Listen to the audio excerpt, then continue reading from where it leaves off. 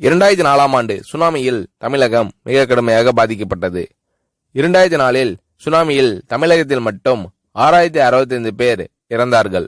88 கிராமங்கள் நிலை குலைந்து அழிந்து போனது.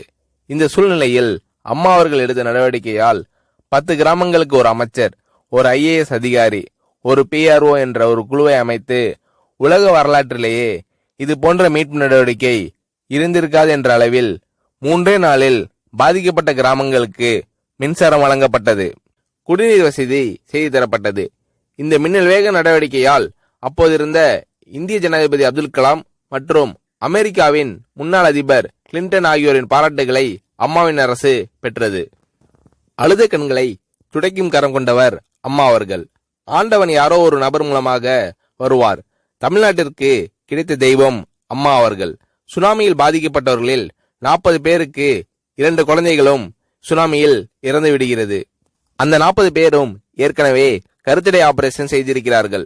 பெற்றோர்கள் மட்டும் உயிர் பிழைத்திருக்கிறார்கள். உயிர் பிழைத்தவர்களுக்கு இனி குழந்தை கிடையாது என்ற நிலையில் அவர்களுக்கு கருணைவு ஆபரேஷன் செய்து அவர்களில் பல பேருக்கு குழந்தை பிறந்து அந்த குழந்தைகள் இன்று பள்ளிக்கு சென்று கொண்டிருக்கிறார்கள்.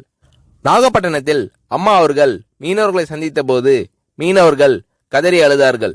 அவர்களிடம் அம்மா அவர்கள், நான் இருக்கிறேன், நீங்கள் கவலைப்படாதீர்கள், இழந்து போன உயிரை தவிர மீதி அனைத்தையும் நான் உங்களுக்கு தருவேன் என்று அவர்களுக்கு தேவையான அனைத்து உதவிகளையும் செய்து தந்தார் அம்மா அவர்கள்.